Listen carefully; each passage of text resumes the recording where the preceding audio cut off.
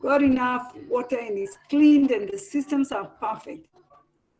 And then you stock fish, very, very densely populated fish, very, very dense, whatever. Okay.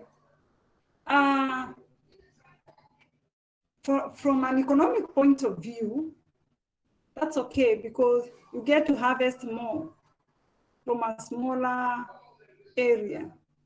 But then there's also the moral question. Those fish are literally on each other. There's no space.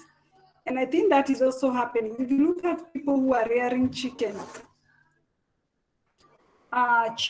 for meat, chicken for the layers. I don't know whether you've seen some of these, some of the facilities that they used to. You almost see that the space that one hen is standing, there is no other space. There's no other space, or there's very, very little. Things are just crowded and just being raised. So it's very important to think about that spacing. It's part of the carrying capacity. Now, different organisms will have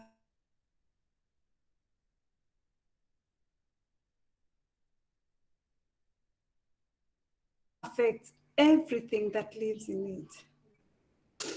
By the way, the carrying capacity of some organisms will also depend on some other organisms.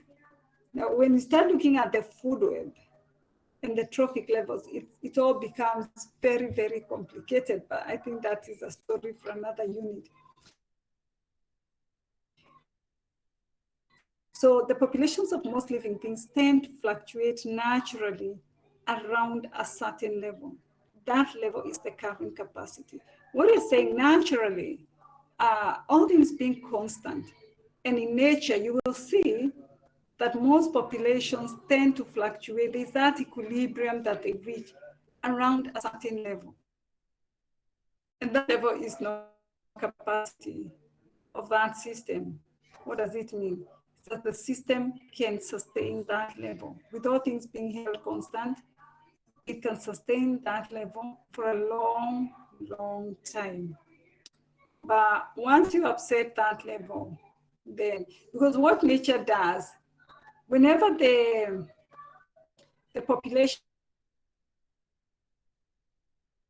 somehow because the resources, that population just goes down. And once it goes down below, much below the carrying capacity, then there is a chance for increase. When it increases up level. So that is the level we are calling the carrying capacity. The size at which a theoretical population will stabilize is indicated as K. So that K is a constant. K, in most cases, when you're doing population studies, K would be referring to the carrying capacity of that ecosystem or whatever it is that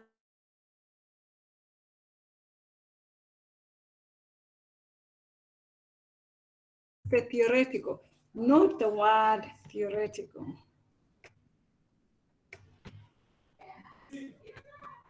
Yeah, not that word theoretical. Carrying capacity is the theoretical equilibrium population size at which a certain population in a particular environment will stabilize when its supply of resources remains constant. When its supply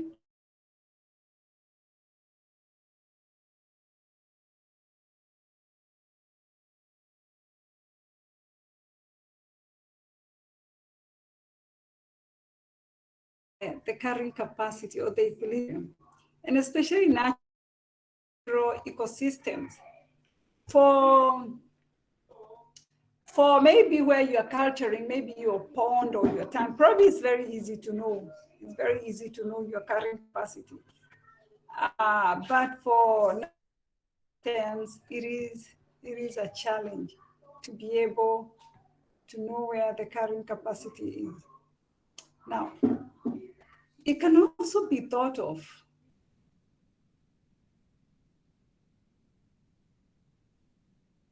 sustainable comes in again.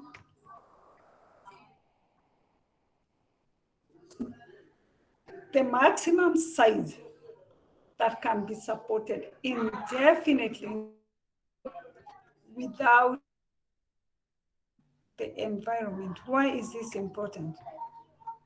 Because once the environment is degraded, the resources go down. Once you start degrading the environment, the resources that are needed to sustain this particular population go down. And what did we say? Once the resources go down, the populations go down with them. So this population needs a stable environment which is not degraded to make this population to remain sustainable. It is sustainable, it will have the resources it needs, and this will continue indefinitely. When you try to imagine of such scenarios, I think you're almost scratching our heads and wondering, where can this be? Where can this be? This is theoretical, tending towards carrying capacity, but at times you really are not sure where it is. Now, at carrying capacity, listen,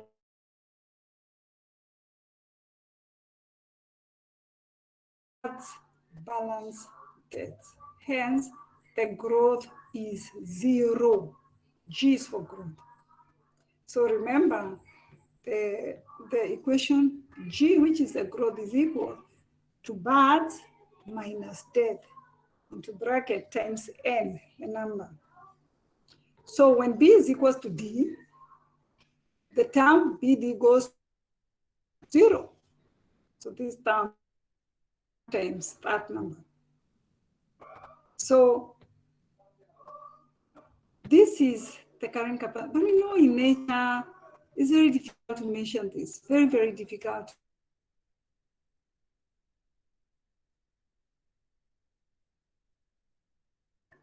Okay. When we come to human population, now look at that. In human population, are we in G is equals into brackets B minus D into brackets times N? What is this?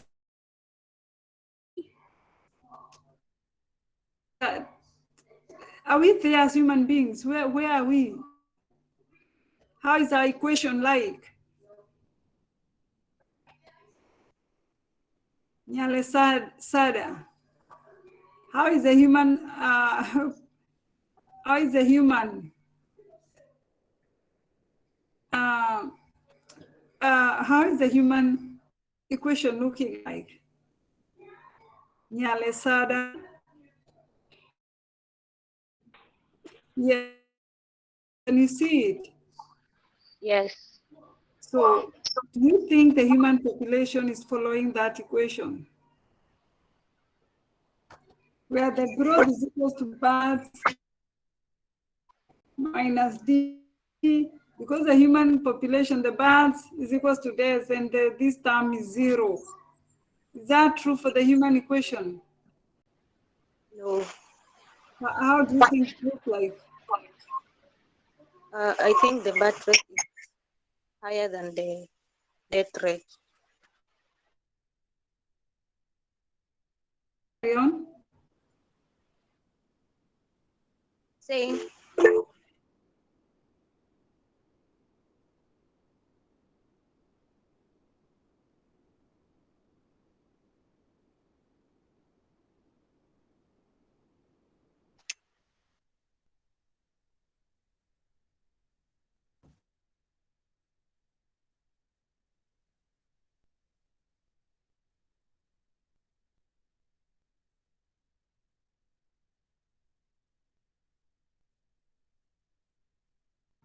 Mwandikwa, go ahead.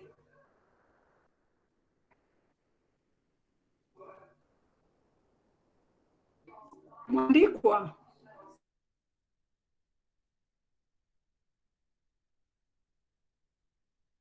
What's a human equation looking like?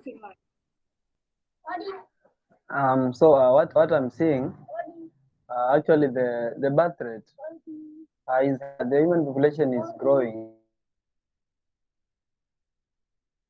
Like we are not at the current capacity, we are like above it.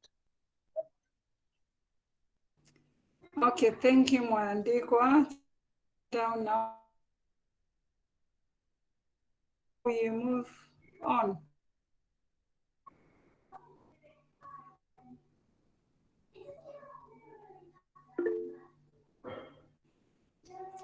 Okay. So let's continue. We are going to discuss this further.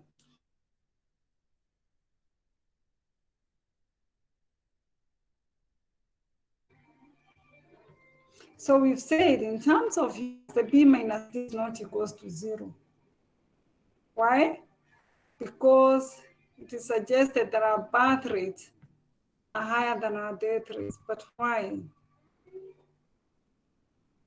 Now the factor 1 minus x over k in the logistic equation, sorry, I didn't show the whole logistic equation, I think I'll send it. Determines how close K, remember, is the carrying capacity. And once the population starts exceeding K, it is brought down again. Once the population is below K, it is brought up. So which means that as the population gets closer and closer to the limit, the growth rate gets slower and slower. So once you keep getting to your limit, then the growth rate is no longer exponential. And we see from the sigmoid curve, the S curve, we start with the lag phase, then we go all the way up, you shoot very fast with the exponential growth, and then we reach a constant.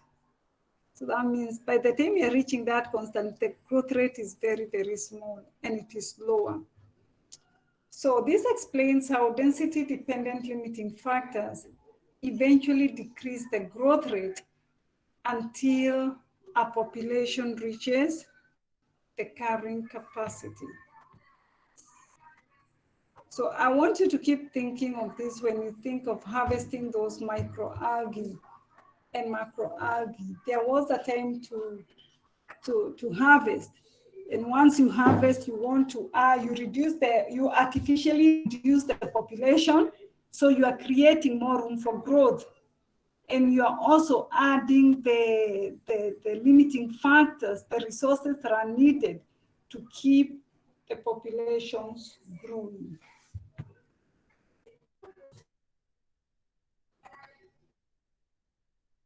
So let's look at exponential and logistic growth curves. When I started, I talked about exponential growth curves. But you know there are other growth curves as well. Curve. Per capita, this per individual growth rate, stays at the same regardless of population size, making the population grow faster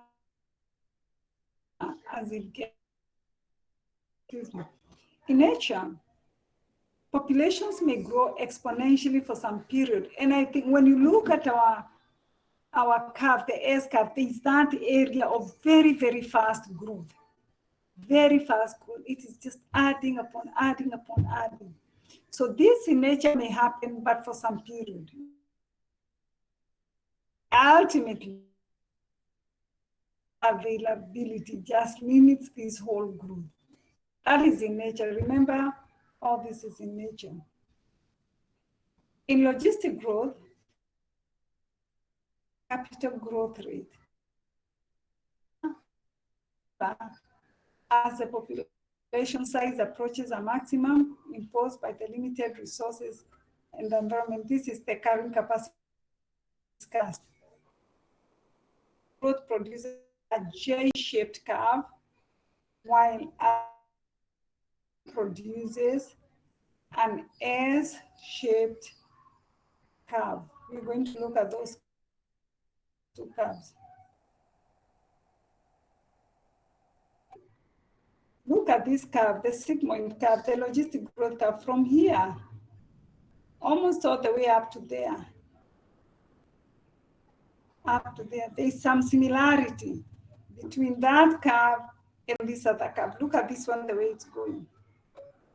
So it probably starts as a log phase, maybe it's bacterial culturing. The lag phase, they are few, then they continue doubling, The rate is the same. So if it's increasing by, they are doubling, it's doubling all the way. So, and that one continues and it just now stands like straight, very steep curve. It starts just somehow the same way and continues. But once I think it reaches around here, then the limits begin, the limitations begin, and the growth rate reduces. Here, the growth rate is just the same. It doesn't increase, but it's the same. If the populations were doubling, they continue doubling. So the curve within time, the population just shoots up and up and up. And for the logistic growth, after the rate decreases, then you've got that stalling where there is no more growth.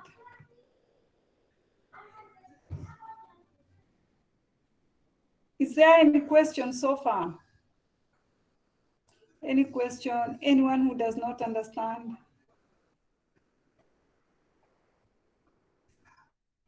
So feel free to ask right now. Feel free to raise your hand and ask your question. Excuse me.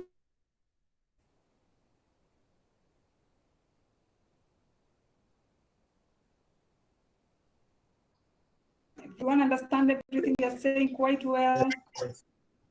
Okay, Sama Boaz, go ahead.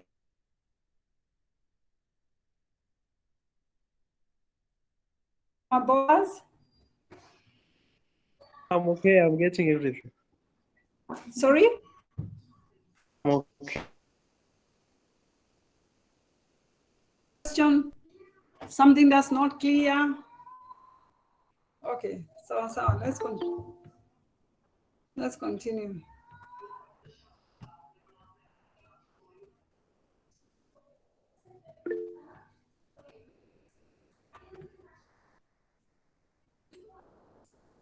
Now,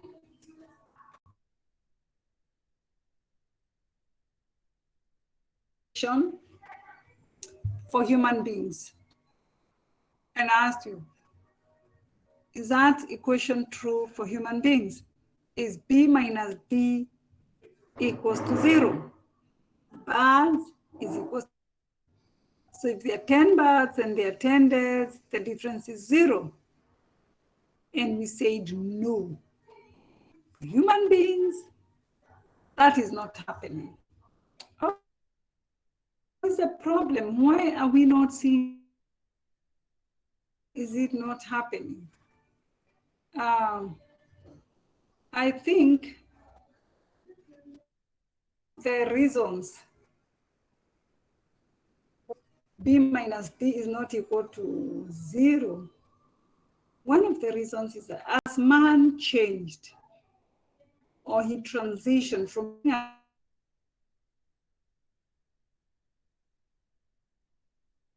so you go looking for the food, okay?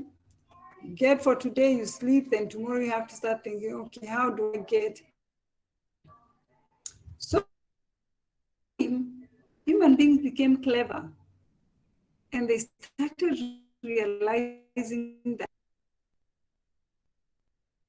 we took them and we started taking care of them. They're giving back in our community. We can milk them, we can eat meat, we can keep their young and that kind of thing. So domestication of animals started, and they also started growing So were formed and they continue to grow. So instead of going to look for maize out there, said, okay, why don't we grow the maize right here outside where we live? And we don't have to travel all the way, just going to look for our daily bread. Then there was the issue of technological advances.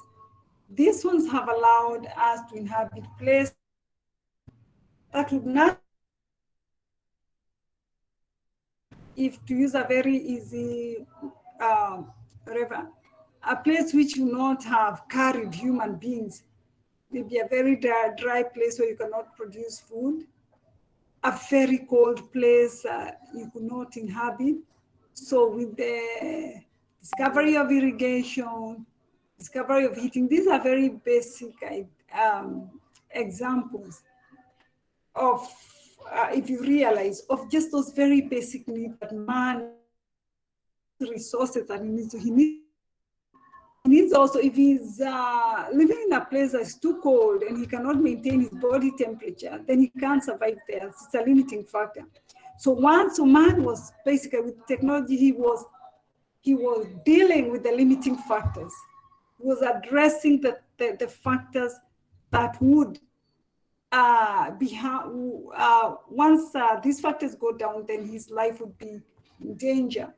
So once he started with these limiting factors, once he started addressing these limiting factors and name them, they are all over, then man started sort of above the carrying capacity. Yeah, you could be able to produce food from a smaller space, whereas maybe originally you'd say that of land would only support and his wife and 5 children for, let's say, when it was all natural.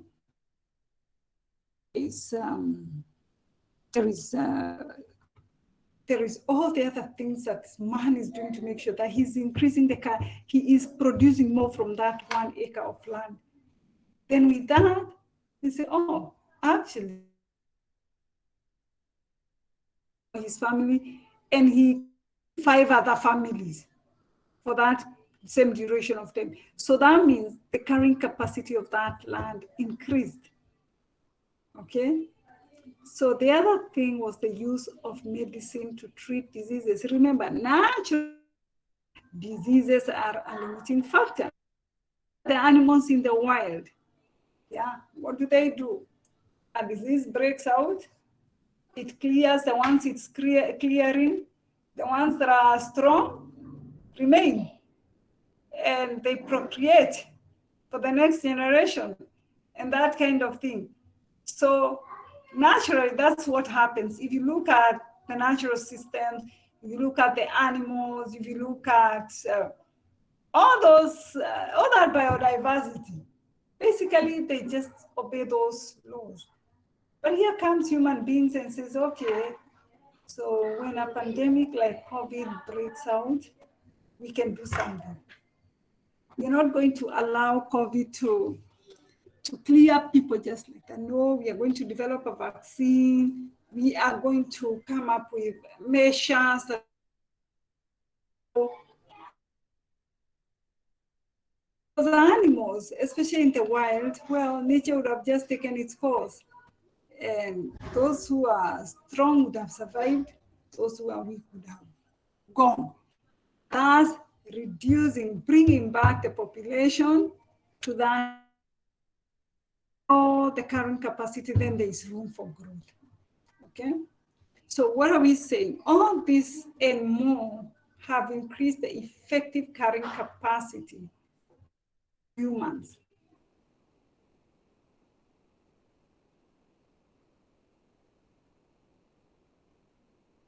And in 1 acre, he can feed 100 people. Actually, even 100 people almost can live on his land. He can build storied houses. And maybe from that land, he can produce in such a way, agriculture with improved and increased technology, he can make sure that he is continuing, or he will sustain so many people. I think with that initial introduction, something else. The growth of human populations has been enabled by development, which has allowed us to use an increasing proportion of the Earth's resources for human needs. Now, this is the activity. This is what I wanted to, we are going to have two discussions. The first one is just about what we have said. Sorry. Now, we've said developing technologies have allowed man to thrive. But the question is, can we keep developing the new technologies and abilities and to use new resources that enable increases in care? I want you to ask me. That means we get better food, we get better medicine. The question is, do we need all these population? Yeah. So even in our developing the new technologies, is there a limit? Just continue doing it. Is this right? Yeah. Is there anything that can limit us from doing that? I want you to take your time. Sorry. I want you to take your time in your group, discuss. Okay? And then once you do so, you're going to discuss it. Of course, you're going to convince us. Okay, so don't just, when you're presenting, don't just give me a few points and, yeah, we thought of A, B, C, D, no. Even if you get 2 or 3 points, those points then are enough. If you get 3 points, then from those points, just explain yourself, just convince us, because this is really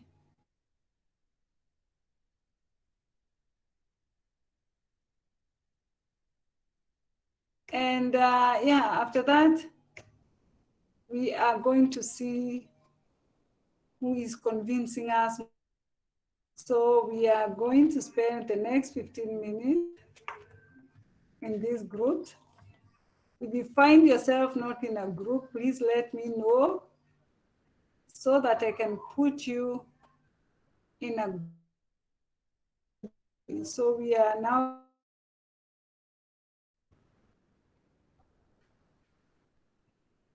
just make sure you go to your group and start working.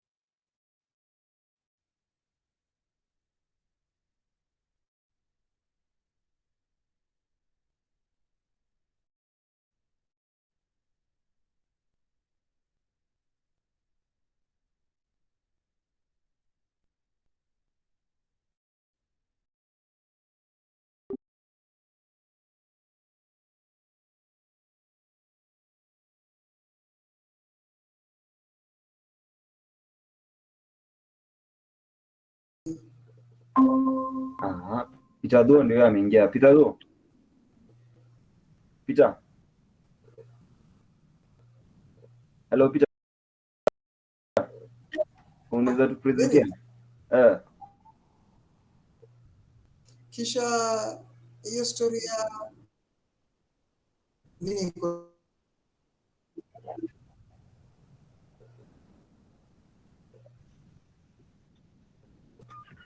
Una login nyingine hata unit inaitwaje? nakusikia vizuri kabisa.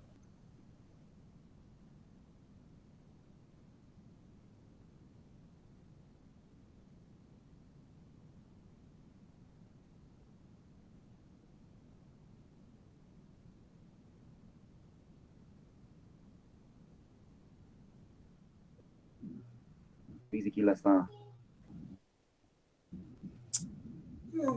Sio mchezo. Hapo haina shida, acha tuta communicate tu mimi naye. But maybe Question na read. Fanya alipeana hapa. Anweki ni moja pekee yake.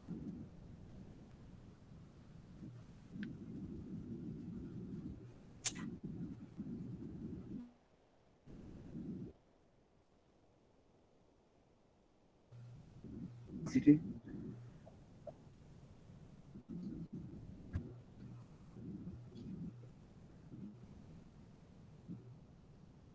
Yeah. Yeah, carrying capacity.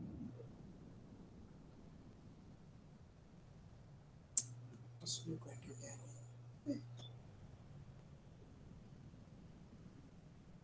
Si kila mtu wa Google basi tukuja na majibu. Sio swali ngeni.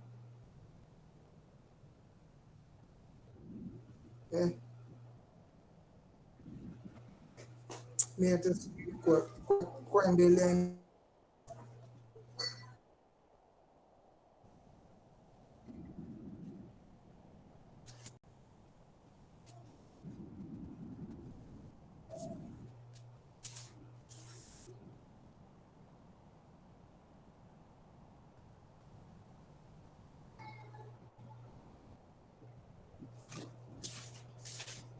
Ngoja mtu kwani.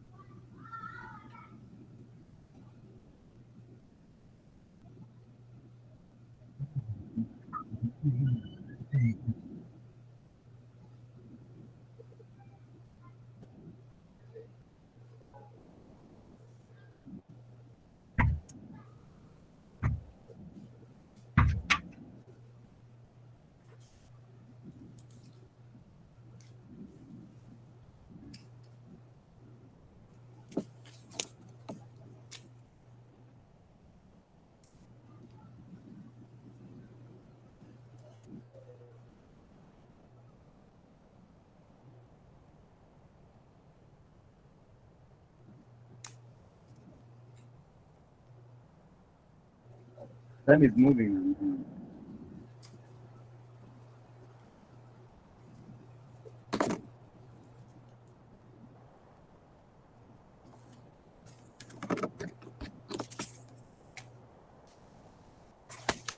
Hii swali inakaa ngumu sana.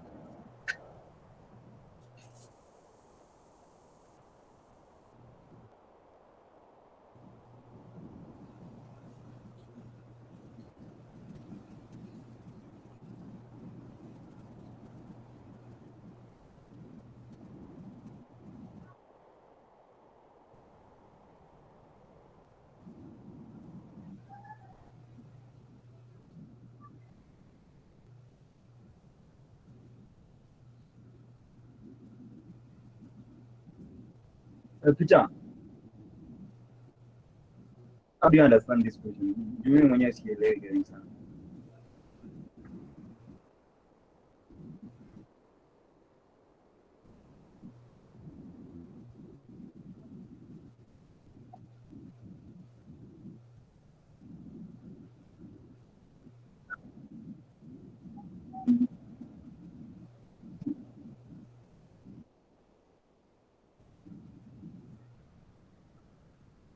Okay, Peter, ukijaribu Google,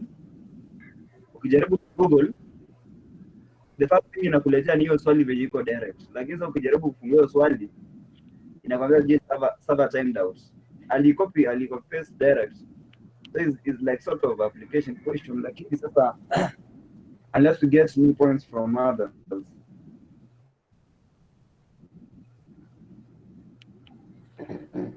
Nimegoogle alafu kuleta swali inaniletea the same question, lakini huwezi access that site.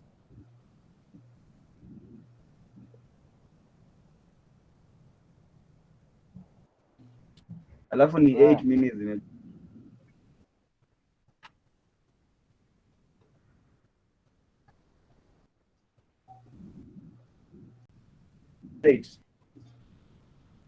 Majani na Yo, check. Hello. wasemaje? Nasema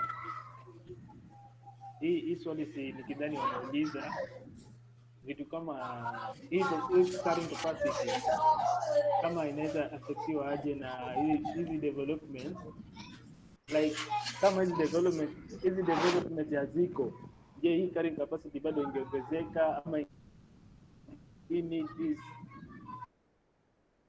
na discuss kama kweli ni lazima development ziko ndo current capacity iongezeke ama ni hata bila nini development tena bado current capacity iongezeke. I think hivyo ndo tunafaa tuna discuss.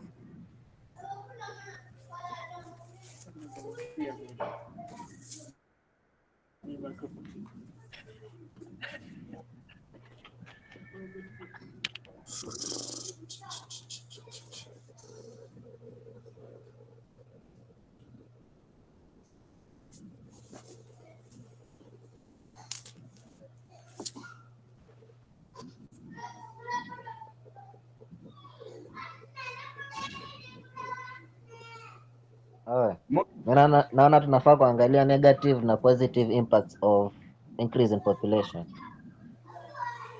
technology.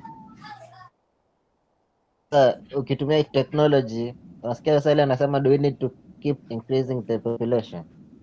Naona sasa tunafaa kuona kutumia technology, tukitumia technology ku increase population, hiyo impacts italia.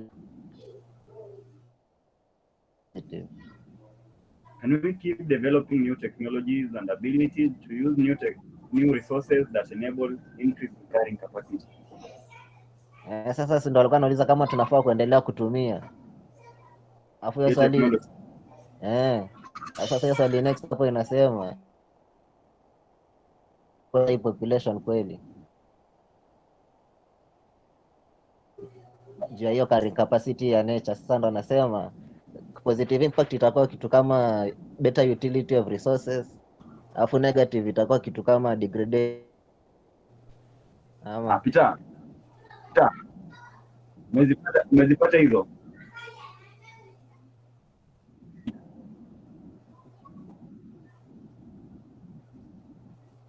Jaribu tu present hiyo.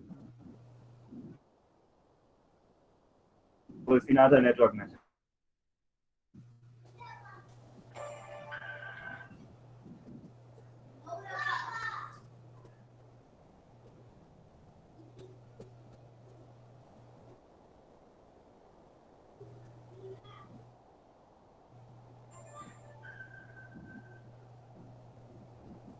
Alafu tukue ni group ya kwanza ikipresent, jaribu kutoa points.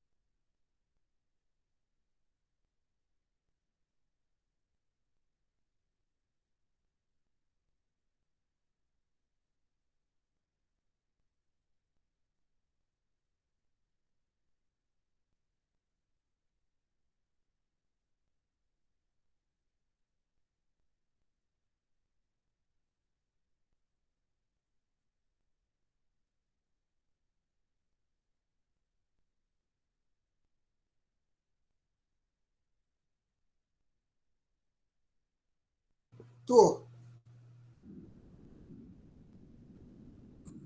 Kwani ulikuwa mnaangalia swali ngani? Unajua mimi hata siko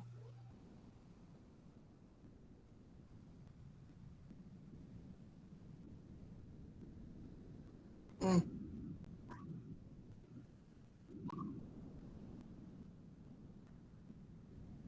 Mm.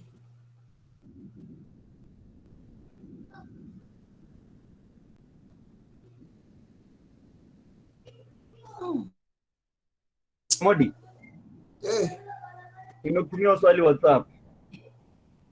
sawa, acha niangalie. Ika hapo kwa chat, just message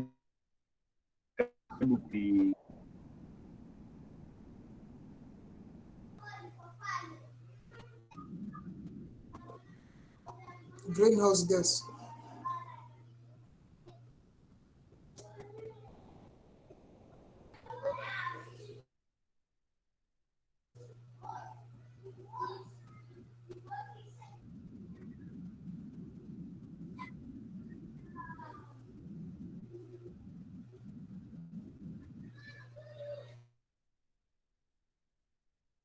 I would suggest that our points are right because you just present them the way they are. Tumwambie, as long as we present, the question is hard. You're getting it hard to understand the question. I mean,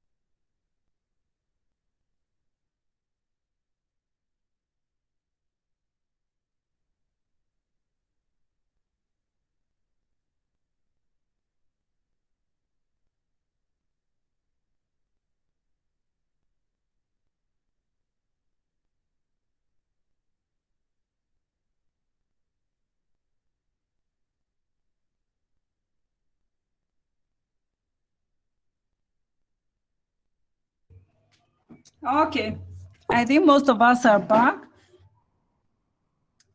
Could we have group one? Group one?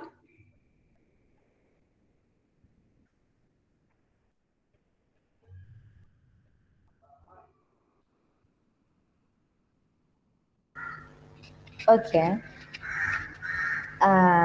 So according to the question, like, do we need all this population? So as we argued it out, like, we don't need that much population because even basing on the current situation, I hope all of you can, because based on the current situation, we find that like we are having an increased population already. So what should be done is that even if there are advances in technologies, they should be made with the because even in medical production and food production, you'll find that we shall impose high pressure on the ecosystem, on the natural resources. We shall have unsustainable consumption and utilization of resources, and this will further increase a degraded ecosystem. And due to that, there will be some other limiting factors that will accompany the increased population. So, what really needs to be done, they need to improve on the current technologies that are there as they minimize on the consumption side of resources from the environment. Yes. Okay, thank you, Anyoso. Thank you, Group 1. Interesting. Brought in the issue of consumption. So I'm just wondering, should we stop these technologies like medicine? Should we stop research in medicine? Just have those things in mind. Should we stop research on better food? I want to leave it as we go to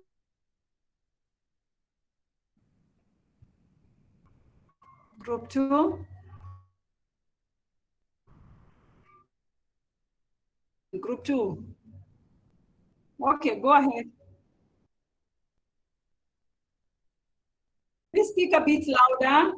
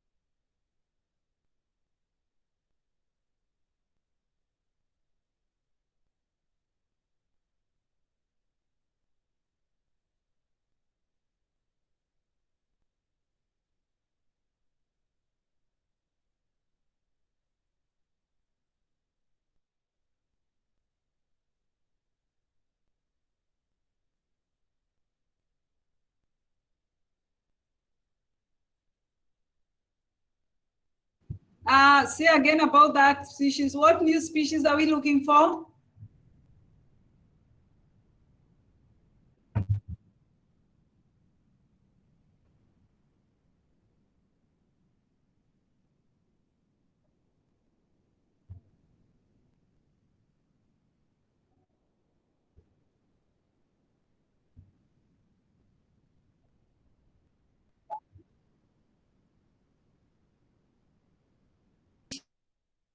Species that have not discovered yet. Yeah, but I'm asking a question, yeah? You said we look for new species.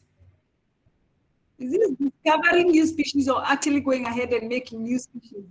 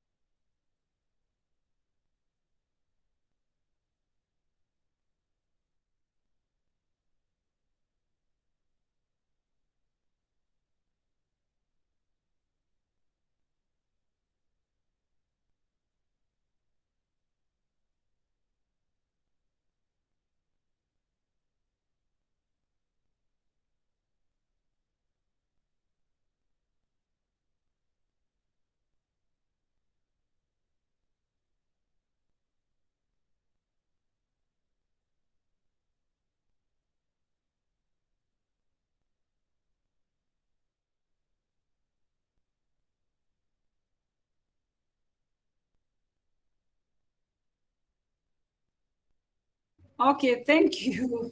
Thank you, group two.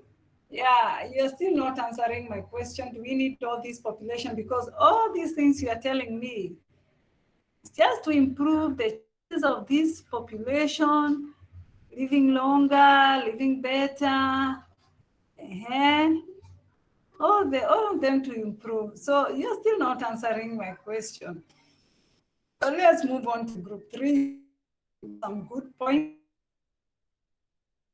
So especially about waste, it is an issue, and it's linked a lot. It's linked a lot to concern. It's linked a lot.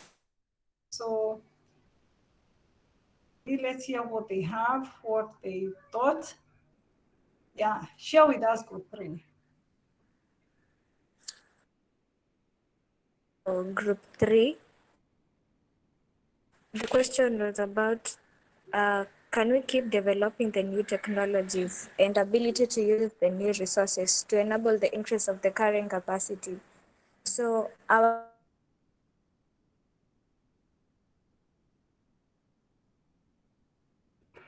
like our first argument was the development of a population. You cannot deprive population good medicine or good food or measures to come up with food security just for the sake of increase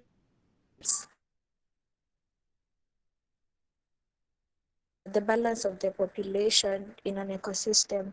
So our first argument was, can we keep developing new technologies? Yes, as long as they are sustainable technology.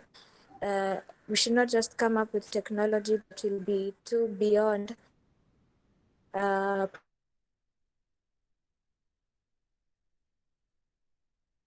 rate of growth of the population in an ecosystem.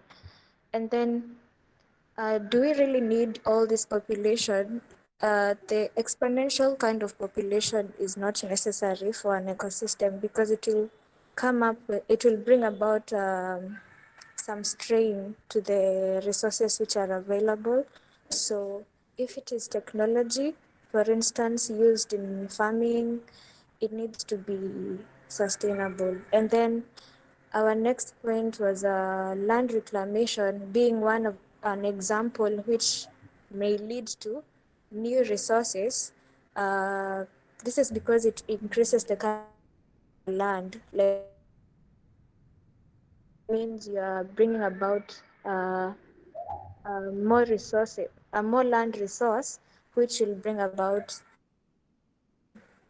the production of resources like water. So we kind of said that land reclamation is one way of increasing use of new resources. And then the new technology is good because it increases in enriching the soil and conserving water in soil or land. So our main argument was about developing new technologies, of use of new resources. Capacity to increase the Okay, Esther, thank you. Are you done? Yes, I'm done. Thank you. Okay, so I'm seeing all the points that you're giving, they are good, but they are all aimed at improving the population, taking care of the population, so we can continue having more and more population. So the question is, all these developments, they are aimed at improving the population. How do we need all that? Let's hear from Peter Duo. Peter Duo, your turn.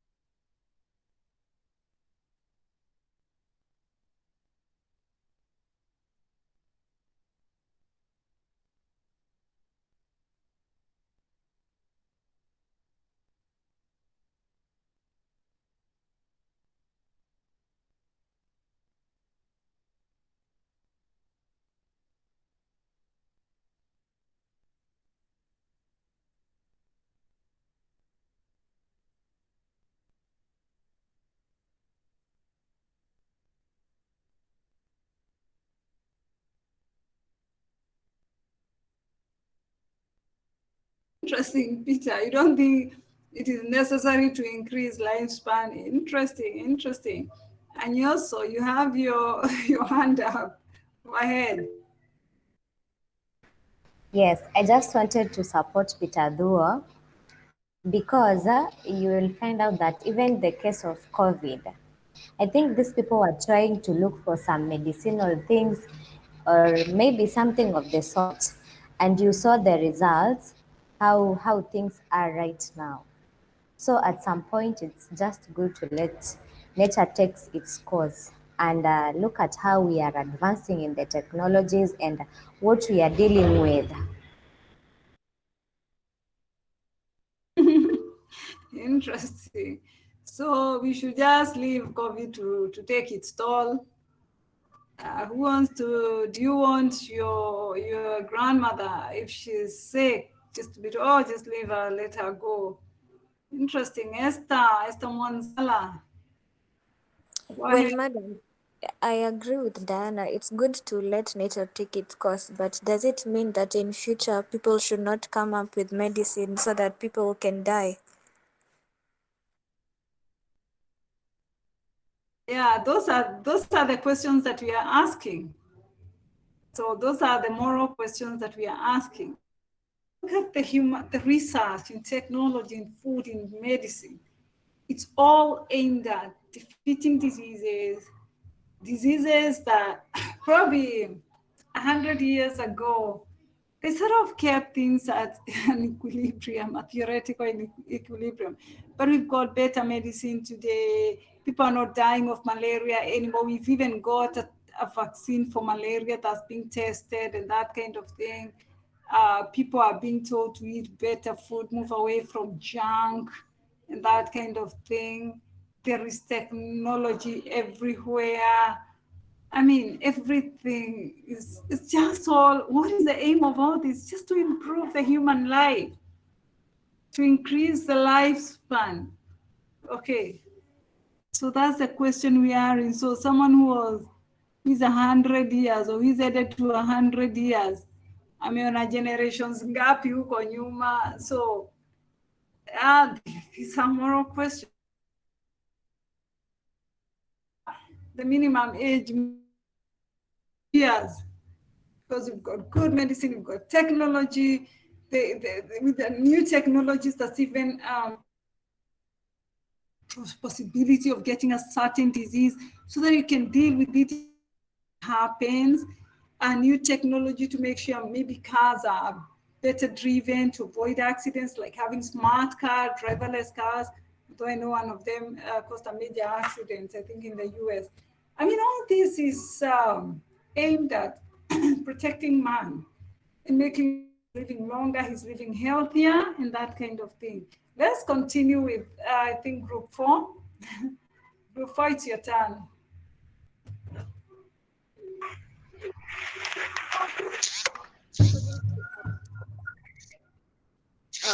We said yes, we need the population because for one reason, the population will provide labor that is in the processing,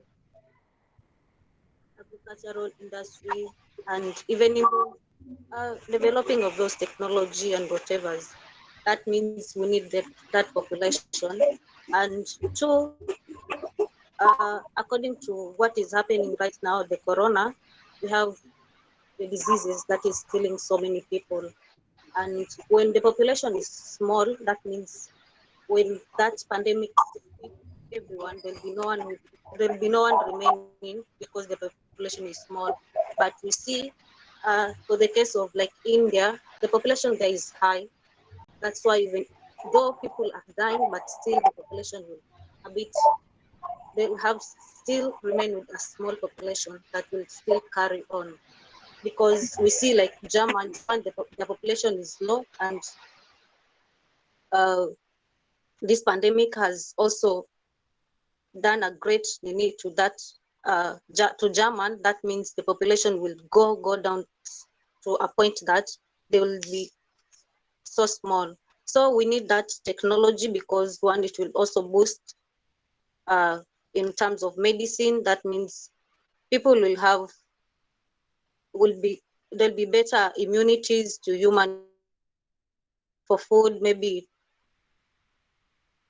better foods, there'll be nutritious foods that people will be provided with. So according to our group, yes, we need the population. Okay, thank you, Group 4, Nyalesada. We need the population. Yeah, you say that, and I'm just reminded, just the other day, like a couple of days ago, China reversed its one-child policy. They start with one-child policy. From there, when it took off and people just started having one baby and that's it, then they realized that their dynamics were not good. They were having an aging population. And what happens in a population was we didn't do population dynamics, but what happens in a population mostly, pensioners, people who have retired, mostly what happens, how are you able to pay your pensioners? By having many young people still at work. Okay, so if your number of young people, because probably people few kids, then you have this backlog of pensioners. You are going to hit a snag somewhere because you're not going to be able to sustain the pensions of these pensioners. So I think it started the one child policy. This is going to harm us. Then they went for a two-child policy, but incidentally, because they had drummed the one-child policy so much, they made it very, very difficult for those people having more than one child. So it didn't take off. It simply did not take off. They struggled with it, but people had already settled, I would just want one kid or no kid. Now the other day, they realized when they did their demographics, they were shocked. They were saying, my goodness, if this continues this way, then it is going to be a disaster in China. They may have to start importing labor, probably from, we have a large population that is still youthful.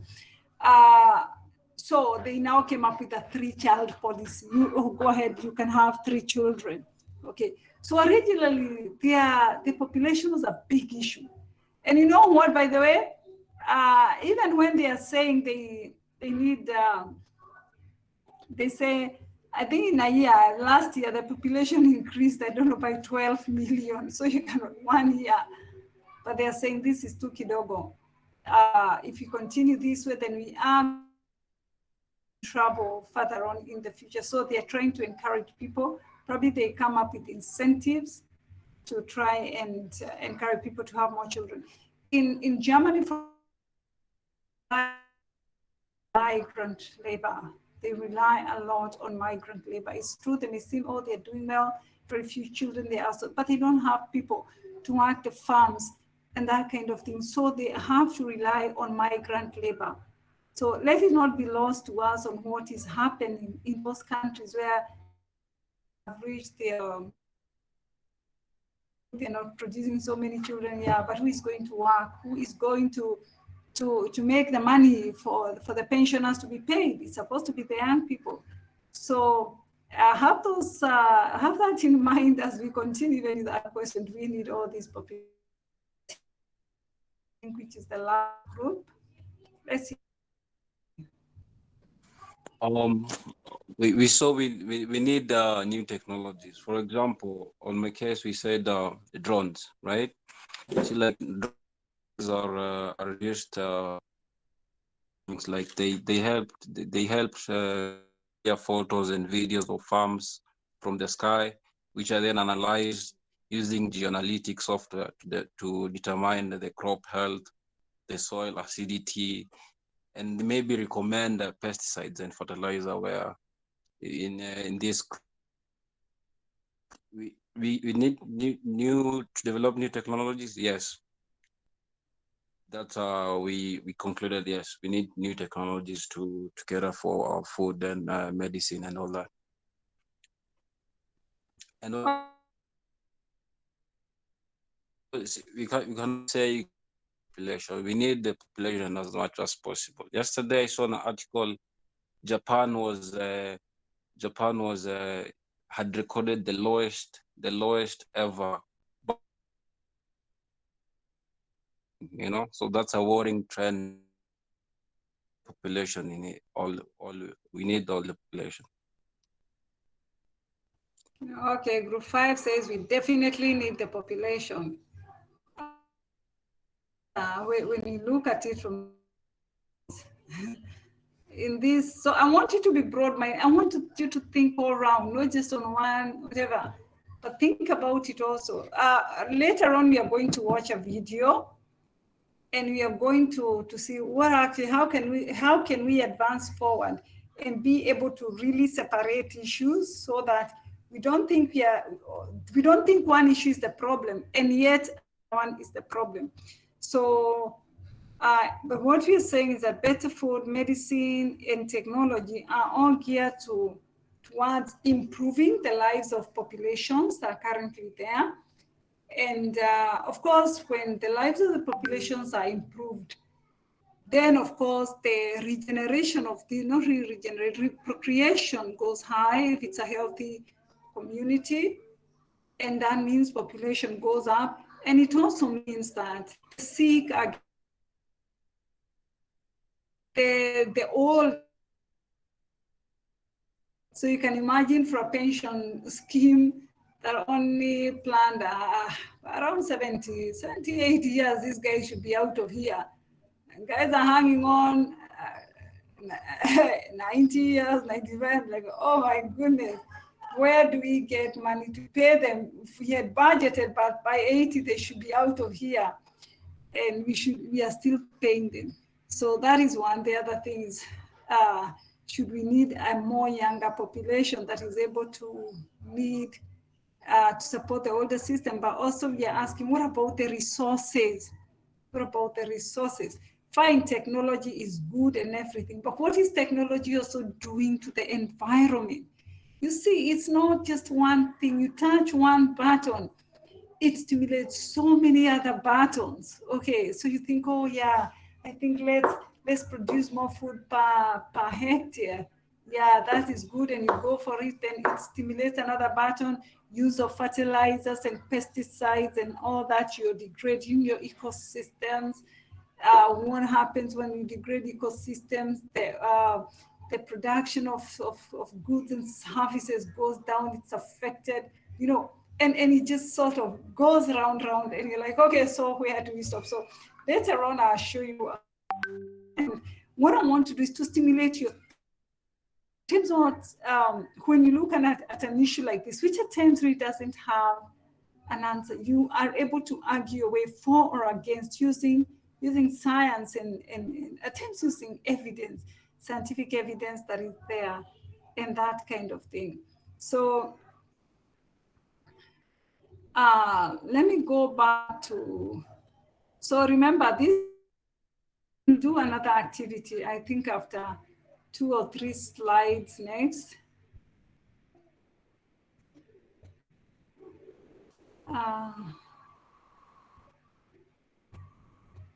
I just want to look at key characteristics of our population before we go to the next discussion. Okay, so estimates of the current capacities have been made with a range of population numbers. This is the UN report, for example, 2001, said that 2/3 of the estimates that have been made fall in the range of 4 billion to 16 billion, with an specified standard errors with a medium of about 10 billion. What is this? This is the Earth's carrying capacity. They're trying to say how much can the Earth sustain. So different studies have been done with all sorts of responses or results, and they range between 4 billion to 16 billion. That's 4 times more. Okay, but they are saying the median or the most repeated number is a 10 billion. It's like this Earth, this planet can support 10 billion people sustainably. Beyond that, we are in trouble. Now, some more recent estimates are much lower. That means lower than the 10 billion that has been predicted, particularly if resource depletion and increased consumption.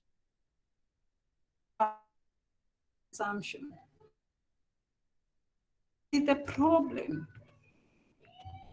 Could this be the problem really? Yeah. And we also say that there's a lot of resource depletion because of so many that we're doing, our resources are depleted. So put in mind that these two as we continue. Now, the application of concept of carrying capacity for human population has been criticized for not successfully capturing the multi-layered processes between humans and the environment, which have a nature of fluidity. Meaning, fluidity means that it's neither here nor there. It at times goes so much into this, at times goes so much into this, and at times you don't get equilibrium. And so we get to the point whereby we are blame the victim framework. Or this framework is not taking care. Later on today, we are going to look at what a framework is, so you can have that in mind. So supporters of the concept are finite carrying capacity. It's just when applied to humans as when applied to any other species. So there are some people who are saying, even human beings, we should talk about the carrying capacity of human beings. And if the population goes beyond here, then I'm sorry, those extra people, the extra maybe 1 billion people, for example, if you say the current capacity is, let's say 8 or 6 billion. So, and we have 9 billion. So we're simply saying those extra 3 billion, I'm sorry, you're not supposed to be there. This is the kind of thing that we are saying, okay, when we support that. Animal population size, living standards, and resource depletion vary, but the concept of carrying capacity still applies. Of course, as human beings, we like applying the concept of carrying capacity to others, but not to ourselves. So what are the key characteristics of a population? What are these things that matter in a population? One of them is the size. Size simply means how big. And I like comparing an ant and an elephant. Okay, so an space.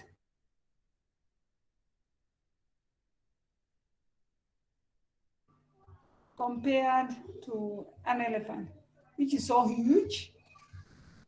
And for it to be able to feed properly in a day, it needs a very large area so that it can eat.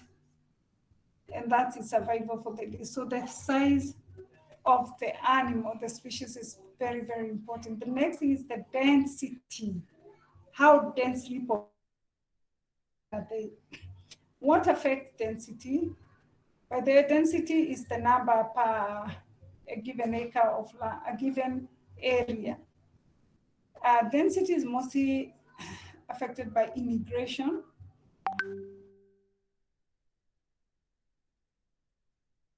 Maybe going to another place. Immigration. So density related factors. Excuse me. Then the third one is dispersion. Even if you have high densities, for example, how are they dispersed? Are they random? Is it uniform like in a city? This is the kind of mutation. Then there is also clumped, which really is not controlled by anything. So those three are important in population.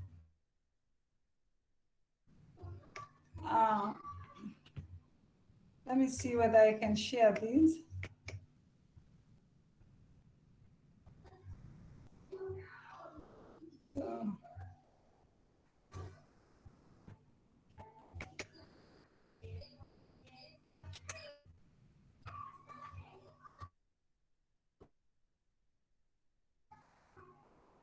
Let me see whether I can share it.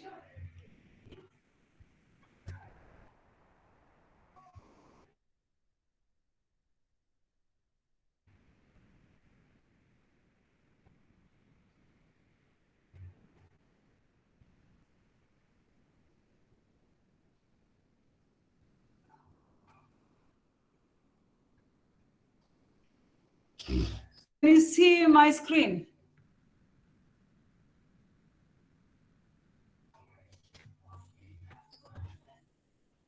Can you see my screen? Yes.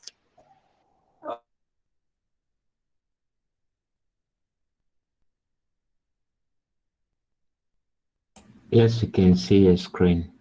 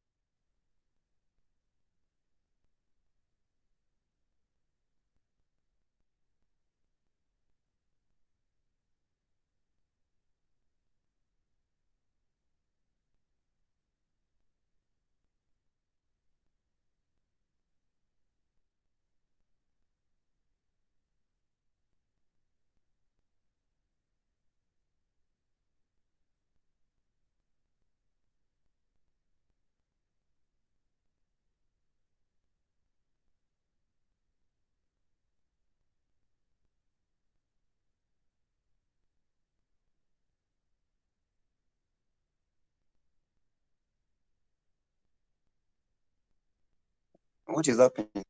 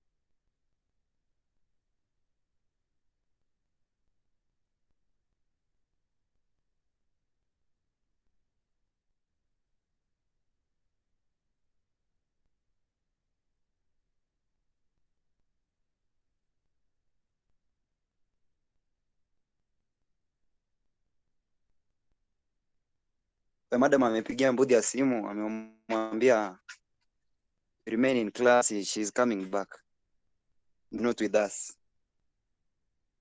Message is at home.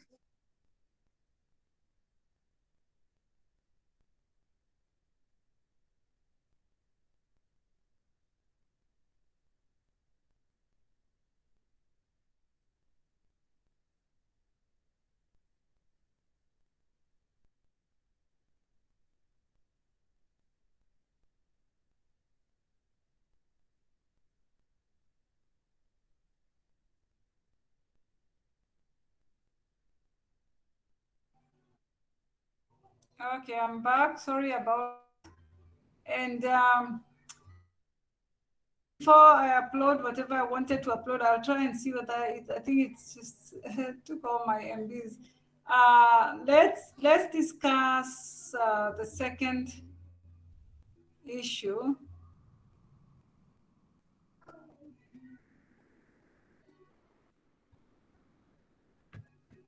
Yeah, the second activity.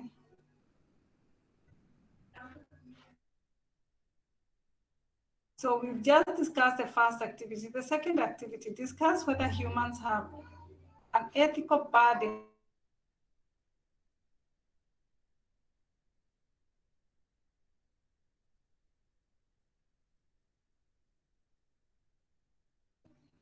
the question I want you to discuss group. Can you hear me?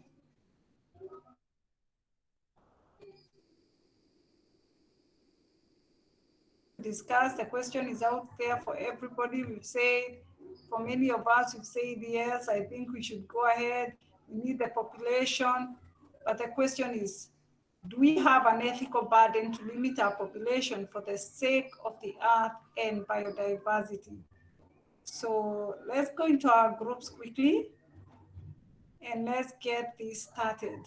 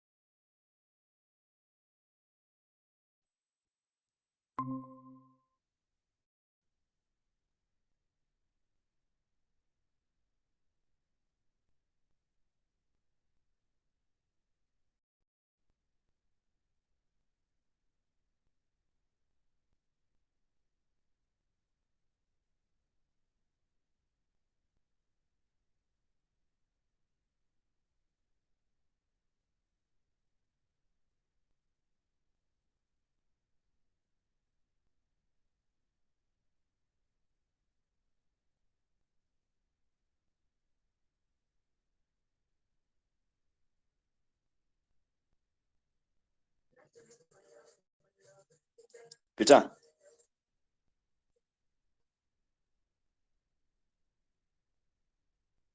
nakutumia WhatsApp.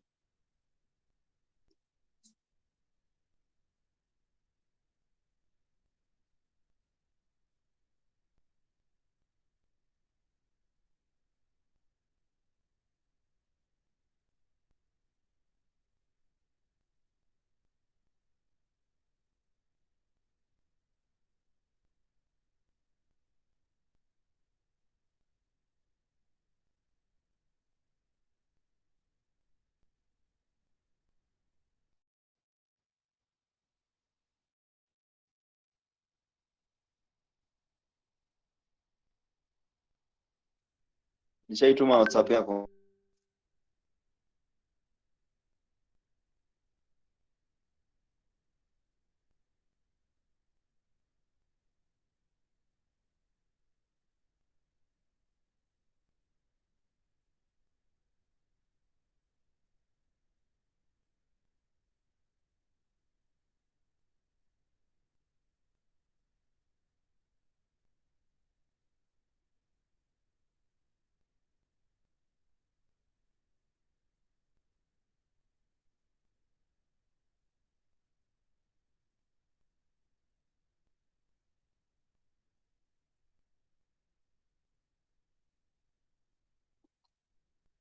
Nani tena na question?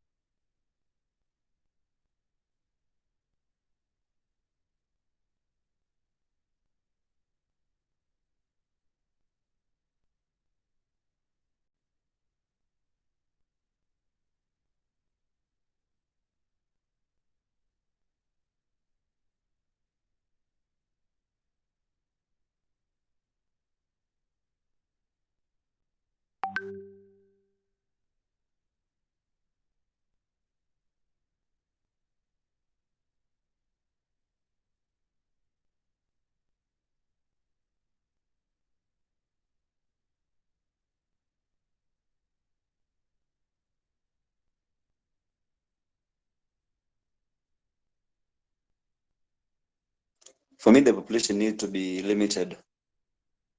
As in the way China has done, we should have something like planning initiative to check on that.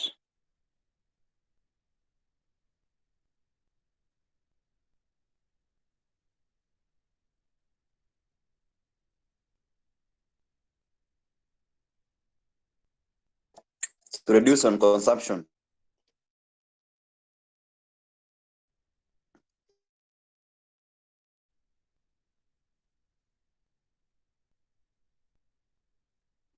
Need to reduce consumption by reducing the population. The family planning initiative to reduce the number of kids. Unapata familia moja iko na watoto 50, so we are trying to cap that.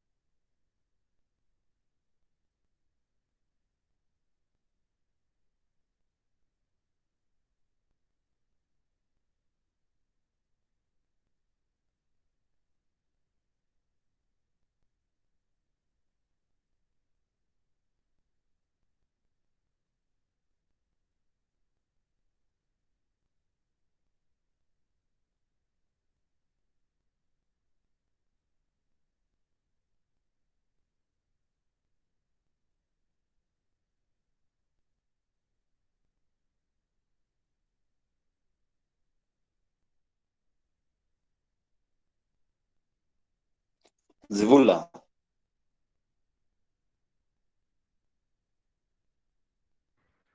Yo, The silence is loud. sijali. Modi.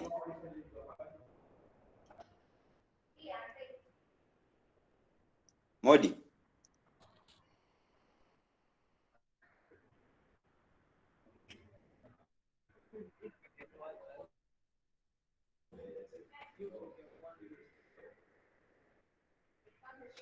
The overpopulation and overconsumption.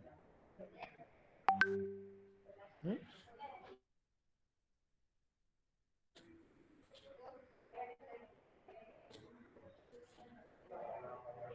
Man has no ability to control overpopulation.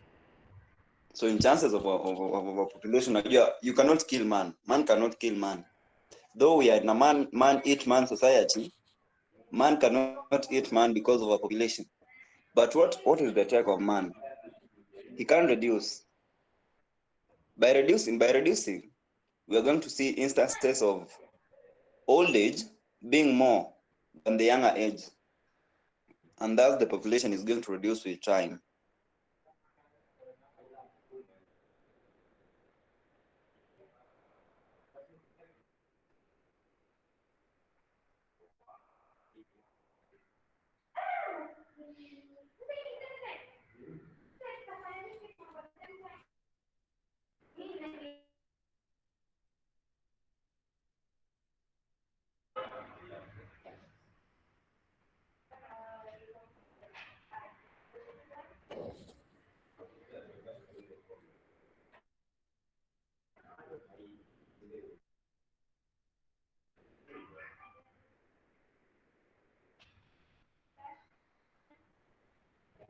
Modi, are you back?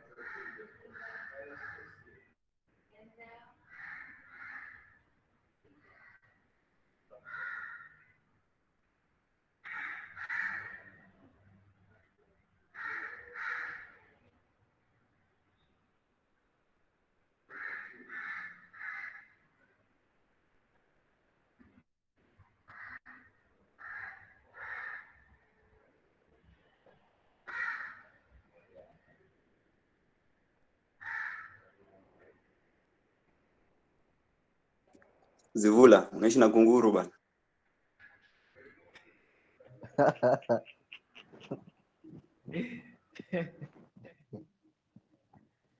Cheki Dero.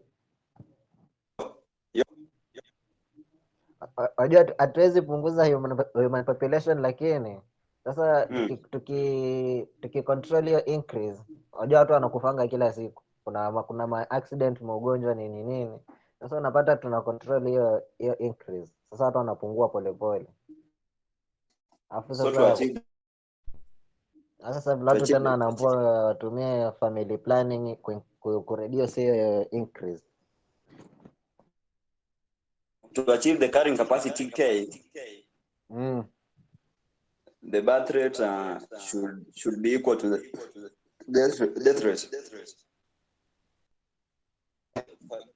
But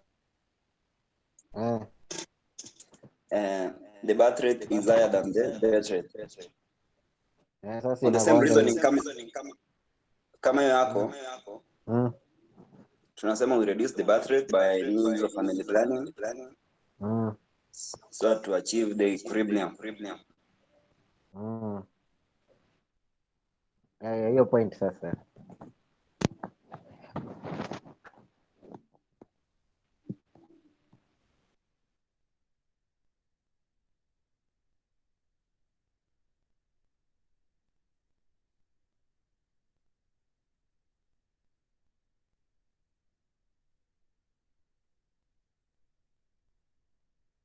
Yes, kipitoro kiefu.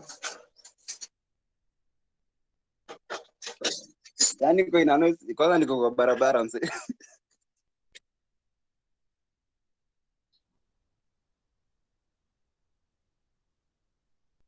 Okay, inaweza taka points kama ngapi hivi?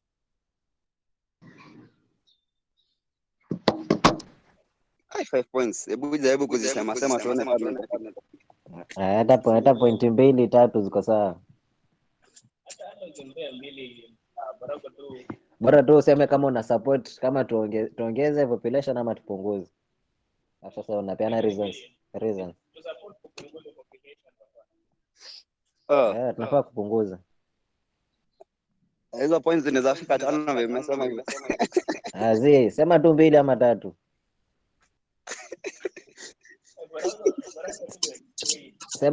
Sema human population ita increase global warming, alafu ita cause land degradation, increase pollution, vitu kama hizo, overpopulation, hizo improper land use, vitu kama hizo.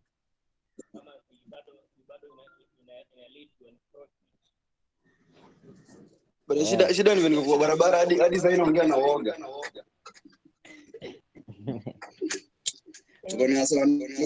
Tuko na Zawadi Kipetero. Saidia please, nitakubaka kwa kiasi. Minutes. We have 20 seconds. We have 20 seconds ya kurudi kwa nini? Okay, you can help us. Akiweza ulizia, I can back you up.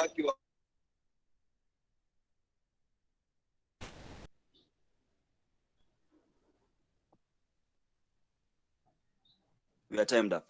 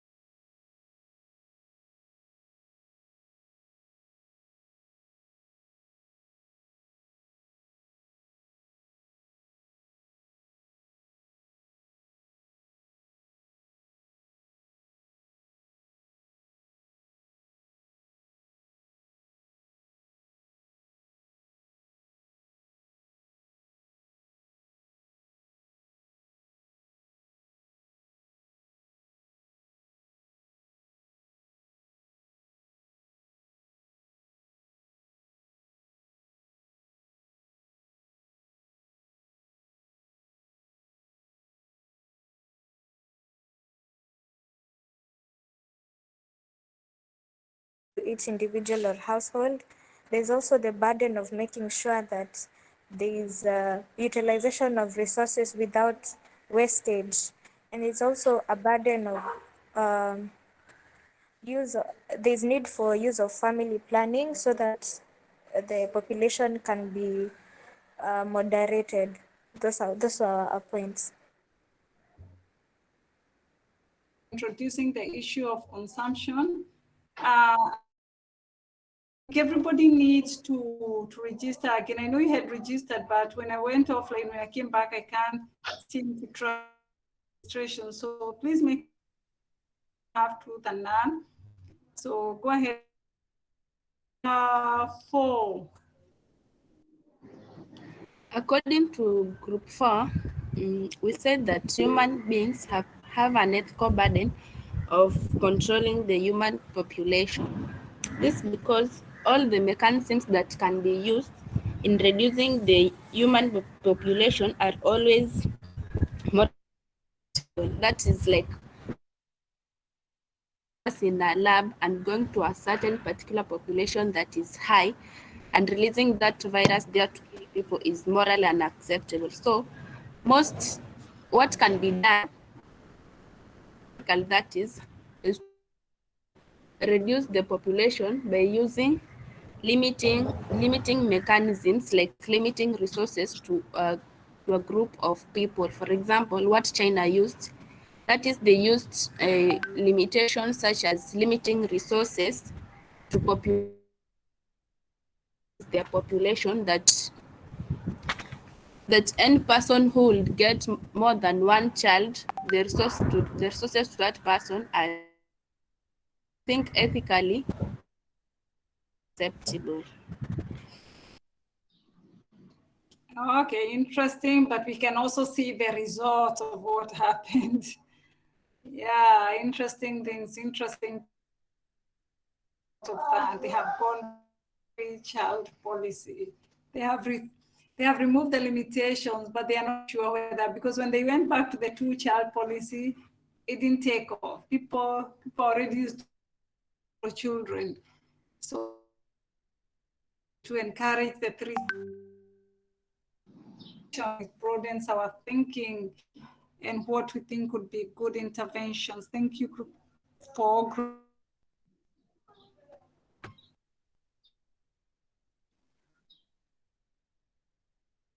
Or 5, because who will, if we don't have the ethical burden to limit our population, nobody, who will, right? So yeah, we think we do have that ethical burden to limit our population because we are the one who destroy the earth and the biodiversity. So I think it's okay to the activity. Yes. Asante sana, Ian. Interesting points for all of you. And when you're still thinking and mulling about what everybody else has said, I want us to watch something, short video. And yeah, we will.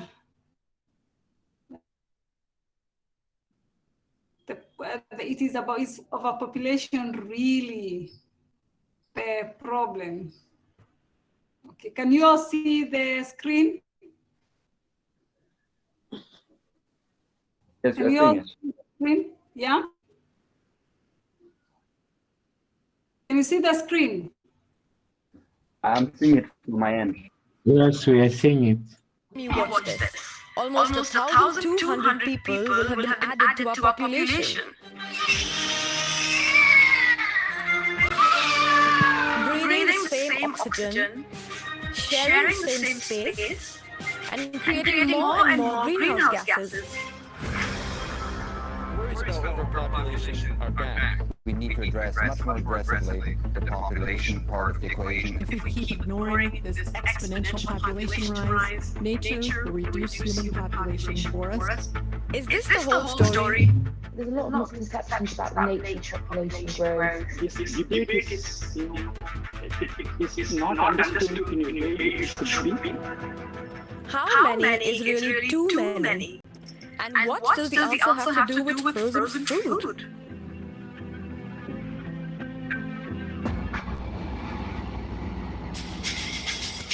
Let's start at the very beginning, when more people around meant security in an insecure world. On the Indian subcontinent, for example, Chanakya the philosopher suggested that widows quickly find during the Mughal rule the on a farm and produce more food. The Roman emperors were no different, in some cases passing laws to promote early marriage and frequent childbirth stay up to street. Mostly about popping babies and setting up new colonies until the number of people started becoming a visible problem. British started ringing alarm bells. Okay, ancient history lessons done. In modern times, the fear exploded with the publication of a book called The Population Bomb. Its author, an American biologist, warned the Western world of the conditions he had seen in New Delhi. Overpopulation was soon blamed for everything from poverty and poor resource management to destroying the environment. Some countries began experimenting with morally and politically dubious methods of population control. China became the poster child, and its one-child policy resulted in a disastrous gender imbalance. And like other control measures in Asia, it was eventually repealed. But the enemy had been identified as overpopulation. So what exactly is overpopulation? It is defined by carrying capacity, a slightly complicated concept. Individuals and ecosystems reach food, water, and space can sustain indefinitely. But demographers have consistently got it wrong. The early calculation says only 4 billion is the carrying capacity of Earth. But today, we are almost hitting the more than 7 billion population because we have supplemented our natural resources with the technological resources, and we have able to use the resources to sustain the population. So we're not quite sure what the Earth's carrying capacity is because the variables are constantly changing. One thing's for sure, it's not the population element that's going to be the problem. Already in the developed world, the population has largely stabilized or begun to decline. And the developing world is on track to follow. Education and access to contraception are driving the numbers down, even if cities don't look like it yet. When people get this perception that these cities are overcrowded and everything busy, well, actually what happens is that planners haven't really taken into account the population growth. And then there's a second point with the kind of the bigger impacts on the environment are linked to consumption. As seen around the world, consumption, unlike population, is on an exponential rise. If you look at our levels of consumption across different contexts, globally, across cities, within cities, they're highly unequal. Okay, so let's then look at how we are consuming resources in that equation. Every year, researchers look at the Earth's annual resource budget and calculate at what point we will use it up. If we look at this by country, the differences are startling. Many nations in the Middle East and West exhaust that budget in the first quarter, while a few countries like India don't overshoot yet.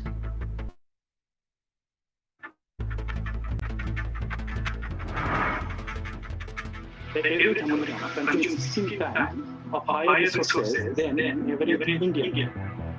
And how much the world is different too. In 2018, an Indian family of 4 had a carbon footprint of less than 8 tons. An American family of 4 in the same year came in at almost 70. So shouldn't we then be looking at who is consuming and how much, instead of simply counting the number of people? One of the first studies to compare global emissions involved over 200 diverse researchers and policymakers. The result, called Project Drawdown, published a definitive list on reducing our impact. We did very complex models, and we didn't know what they would be. I had a bunch of what one was refrigerant management. Yes, you heard that right. The way we keep things cool is one of our worst offenses against the planet. Refrigerators still emit greenhouse gases much stronger than carbon dioxide when cooling or transporting frozen goods. The project estimates that changing to more efficient cooling could save 5 times more emissions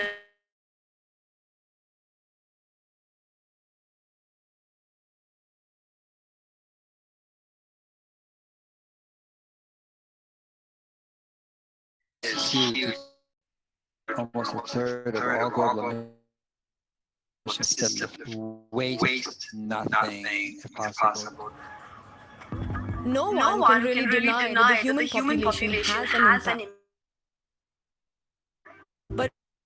But right now, wealthier countries emit so much carbon that even adding 3 or 4 billion people in the global south won't significantly impact the rate of climate change. Also, lowering consumption sounds way easier than deciding whether that many people should or shouldn't exist.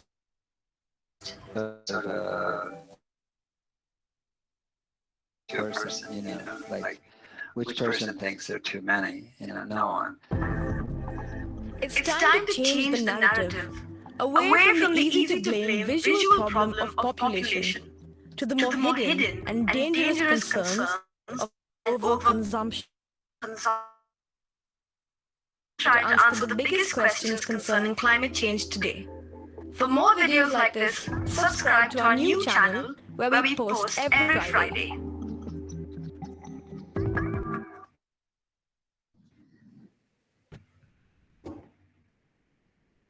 Okay, back to class. So tell me, what do you think? Is your understanding now a bit different? Let's have 1 or 2 people respond. What do you think?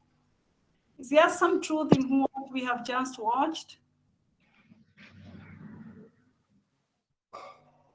Just go ahead and unmute and speak.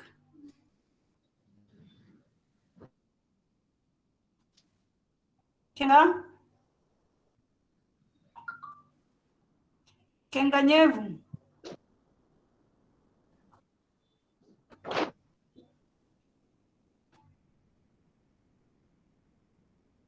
Problems? Joy Alice? Joy Alice?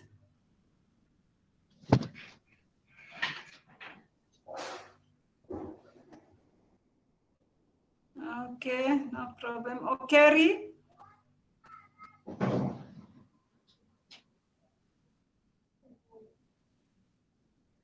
Okeri Nyamoita, huyo hata ameenda. Okay. Zivula Gube?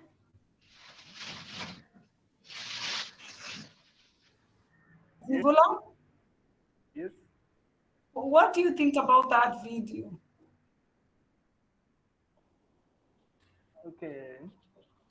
To my perception, Please speak up. I can Speak think up.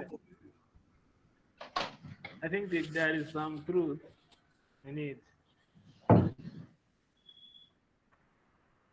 Okay. Even Gumbe is not speaking up. But I think many times, what I think is that many times we've looked at from the terms of Malthusian, those of you who did macroeconomy,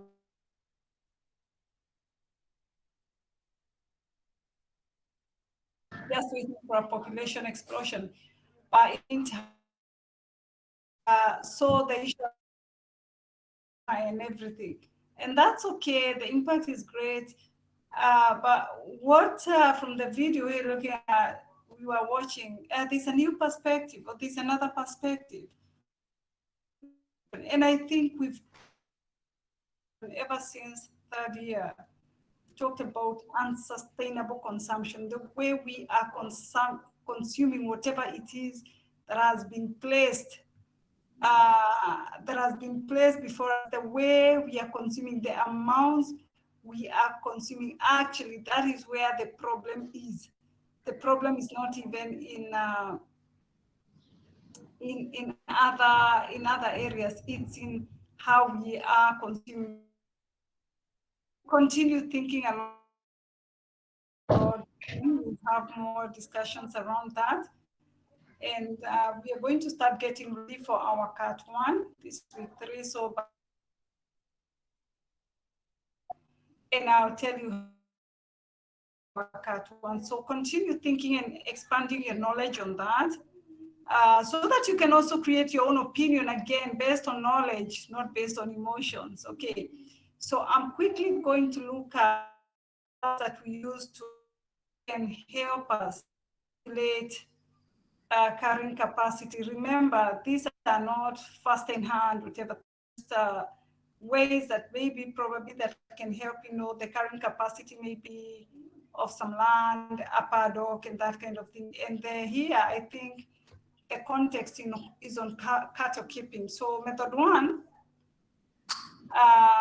this is the simplest. So it's determination of carrying capacity. So the first method is mostly the simplest and most reliable. What to do? Sorry? What's the problem? Is there a problem? Okay. Yeah, so the first method is basically looking at past stocking rates in let's say a paddock or a ranch, and also looking at the grazing management information, and then assess status, ecological status or condition.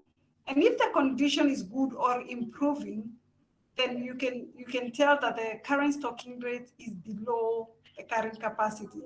But if the condition of the rangeland or the paddock or the pasture land is declining, that means your carrying capacity is, it means that the carrying capacity has been exceeded.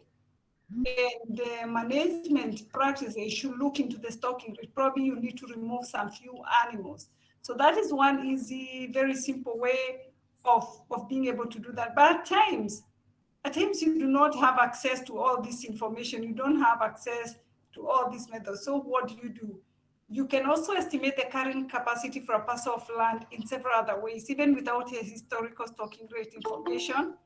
And one of the ways is to measure the annual forage production, maybe of that paddock, how much grass is produced, how much pasture is produced per year, then calculate and estimate the carrying capacity. If probably it produces 10 tons per year, then you can say, how many cows do I need to keep so that they be able to eat comfortably, and the 10 tons would be enough for them. So this method is useful, but it's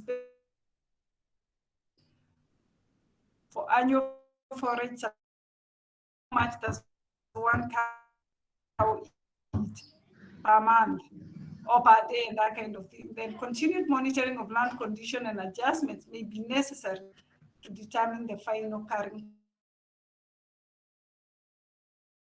Compare the land. Your land, a similar rangeland, which has a successful history of stocking rates. This is where you are doing. Maybe you're in a similar setting, and from there, maybe you can learn from them. So find out a current capacity estimate of the area and use those as guidelines to begin the process. But of course, later on, you will have to keep adjusting on your own specific conditions in your farm. So I think this continue thinking through those two questions that we talked about, linked to land use planning, and let's see, because we are going to have a category of Then we see how do we proceed from here. Are we starting to form an opinion? Are we can you just mute your microphone? Kenganyevu. Kenganyevu, please mute. Yeah, so I just want us to continue thinking through this, even as we ready ourselves for the next lecture on the same unit, God willing, next week, when the next lesson is. So can I have that from the class before we disconnect? What time do we have the next class today? And it should not go beyond 4 o'clock.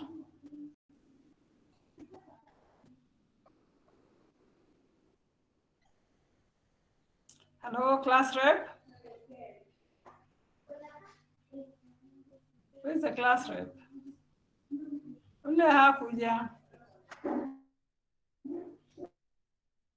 What time are we having the next lesson, or should I set it? 2 to 4. No, let's put it 1:30 to 3:30. Is that okay?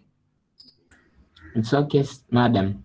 1:30 to 3:30. Is that okay? Yes, 1:30. Okay, so it's going to be SMR 410 today at that time. So make sure you're in on time, and we'll continue. So have a good lunch, and let's reconnect later at half.